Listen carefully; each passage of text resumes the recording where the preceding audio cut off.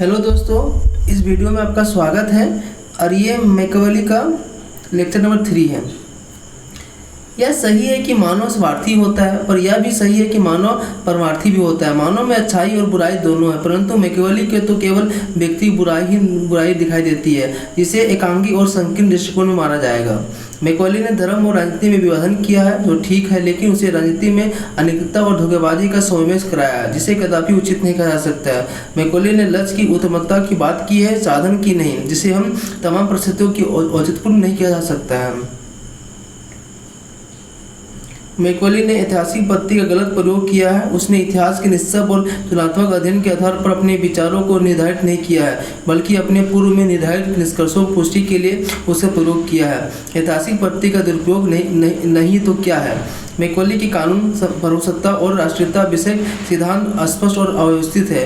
वह केवल नागरिकों कानून को महत्व देता है, इसी की चर्चा करता है। वह ईश्वरीय कानून की बात नहीं करता है, अंतर्राष्ट्रीय विधि की कल्पना नहीं करता है, वह सर्वसत्ता की सविष्ट व्याख्या नहीं करता है। मैकियावेली ने राज्य संबंधी सिद्धांत भी अपूर्ण है, क्योंकि वह राज्य संबंधी आधारभूत प्रश्नों बारे में पूर्ण रूप से मौन रहता है। मैकियावेली ने राज्य के विभिन्न अंगों के संबंधों के बारे में एक भी शब्द नहीं लिखा है।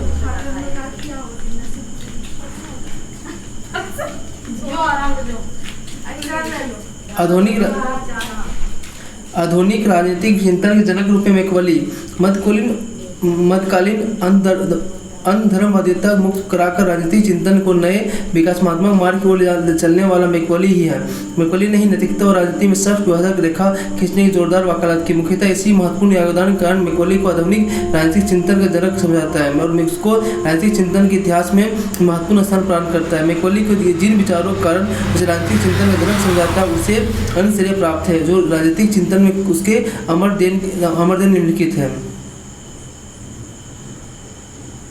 धर्म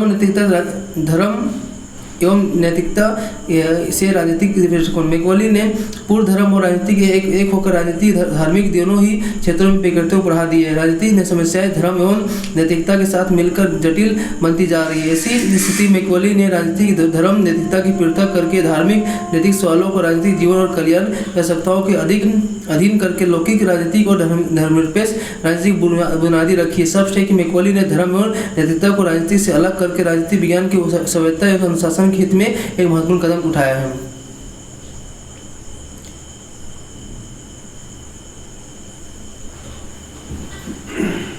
परिवर्तन पद्धति। मैकियावेली ने राजनीतिक विज्ञान के क्षेत्र में ऐतिहासिक पद्धति जैसे परिवर्तन पद्धति का अपनाया है। ऐतिहासिक पद्धति में पूर्णतः वैज्ञानिक पद्धति न होकर बहुत सी वैज्ञानिक मूलों पर आधारित है। इसमें तर्क और कल्पना का अभाव है। स्पष्ट है कि मैकियावेली परिवर्तन पद्धति का प्रयोग अन्य पहले से चले आ रहे दोषपूर्ण पद्धतियों काफी बेहतर एवं राजनीतिक विज्ञान के क्षेत्र में महत्वपूर्ण योगदान है। मानवीय स्वभाव की वास्तविकता और खुलासा।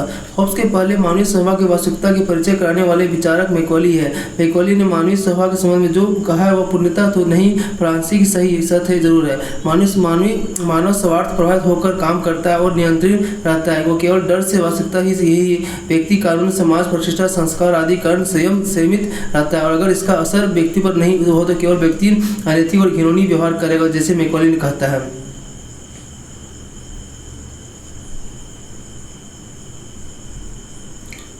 राज्य संबंधी सिद्धांत। मैकियावेली ने राजनीतिक राज्य संबंधी सिद्धांत का संपन्न किया। प्रथम मैकियावेली ही वह प्रथम विचारक था जिसने विचार दिया कि राज्य की उत्पत्ति ईश्वरीय न होकर सामाजिक आवश्यकता पर बल का परिणाम है।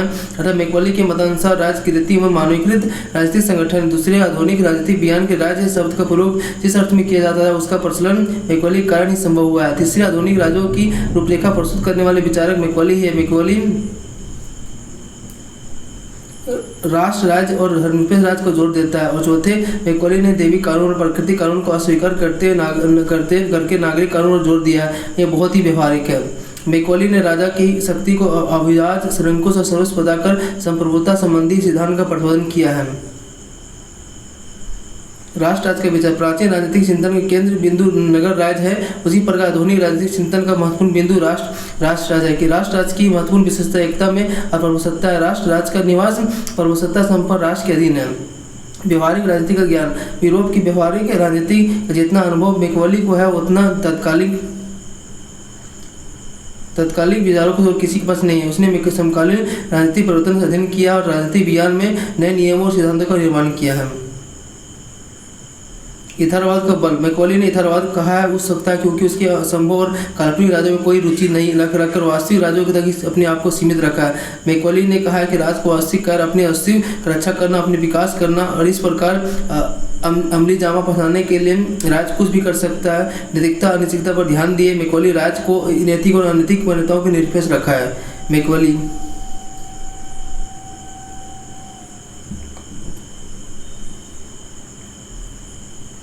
इन्हीं यथार्थवादी विचारों के कारण उसे आधुनिक युग का यथार्थवादी विचारक माना जाता है। मैकॉले के दर्शन के अध्ययन में उसने व्यक्तिवादी और उपहितवादी तीनों प्रवृत्तियों की झलक मिलती है। मैकॉले ने एक और अपने संरक्षण के लिए सभी प्रकार के उचित और अनुचित साधनों के प्रयोग की अनुमति दी है। दूसरी ओर उसके नागरिकों के जीवन में संपत्ति और सुरक्षा प्रदान करने का आदेश दिया है। उसने राज्य द्वारा व्यक्तिगत संपत्ति के अपहरण पर रोक लगा दिया है। उसने राज्य को व्यक्तिगत संपत्ति का अपहरण पर रोक लगा दिया है। व्यक्ति के अधिकारों संबंधी इस प्रकार विचार व्यक्त करने के लिए उसने आधुनिक व्यक्तिवाद के सिद्धांत को विचारोपण किया है। उतना ही नहीं, उसने यह कहकर मनुष्य को दुख से बचने और सुख की ओर भागने की इच्छा होती है, जहाँ मैकॉले उपहितवादी सिद्धांत को जन्म दे दिया है। प्रथम राजनीतिक विज्ञानी। कैटलिन जैसा विद्वान मैकॉले को प्रथम राजनीतिक विज्ञान मानता है। कैटलिन का कहना है कि मैकॉले राजनीतिक विज्ञान की व्यक्ति का अध्ययन करता है। राजनीतिक अध्ययन परिवर्तन प्रति ऐतिहासिक द्वारा होता है और जो वैज्ञानिक प्रति के बहुत ही समीप है। मैकॉले राजनीतिक दर्शन के भांति साधनों पर नहीं बल्कि राजनीतिक विज्ञानी की भांति साधनों पर देता है। वह राजनीतिक दार्शनिकों की भांति उद्देश्य के महत्व पर नहीं बल्कि राजनीतिक विज्ञानी की भांति के उद्देश्य प्राप्ति के लिए कुशलता पर बल देता है। स्पष्ट है कि मैकॉले प्रथम राजनीतिक वैज्ञानिक है। व्यक्ति की नैतिकता पर दोहरा मापदंड। मैकॉले ने नैतिकता को दोहरा मापदंड निर्धारित किया है। मैकॉले कहना है कि जब व्यक्ति अपने निजी लाभ के लिए चोरी, हत्या, कपट, विश्वासघात आदि अनैतिक कार्य करता है तो उसे इसके लिए दंड दिया जाएगा। लेकिन राज्य के हित में हत्या, विश्वासघात आदि किसी प्रकार कार्य करता है तो उसे अनैतिक नहीं कहा जा सकता क्योंकि वह राज्य के लिए कैसा करता है। सबसे व्यक्ति और व्यक्तिगत हित में बुरे कार्यों को अनैतिक कहा जा सकता है, परंतु वही कार्य राज्य के हित में हो तो सार्वजनिक नैतिकता उसे नामकरण के साथ सराहना जाएगी। उन्नता भाई की हत्या निजी लाभ के लिए जघन्य अपराध है, किंतु रोम के संस्थापक रोमुलस द्वारा अपने भाई की हत्या पाप नहीं माना जा सकता है क्योंकि वह राज के हित के लिए की गई थी। मैकॉले द्वारा व्यक्तिगत और सार्वजनिक नैतिकता से ले जाने वाला अंतर का औचित्य बताते हुए गेटल ने लिखा है कि एक ऐसा अंतर है जो व्यवहारिक राजनीति और अंतर्राष्ट्रीय राजनीति का आज तक चला आ रहा है। अब तक अध्ययन स्पष्ट है कि राजनीतिक चिंतन के इतिहास में मैकॉले एक विशिष्ट उदाहरण है जिसके कारण उसके महत्व, प्रभाव, योगदान अस्वीकार नहीं किया जा सकता है। इस विवेचन में कैटलिन मैकडोनाल्ड का कथन है स्वतः स्पष्ट हो जाता है कि मैकॉले प्रथम आधुनिक राजनीतिक वैज्ञानिक है। साथ ही यह स्पष्ट है कि मैकॉले आधुनिक राजनीतिक चिंतन का जनक है। थैंक यू दोस्तों।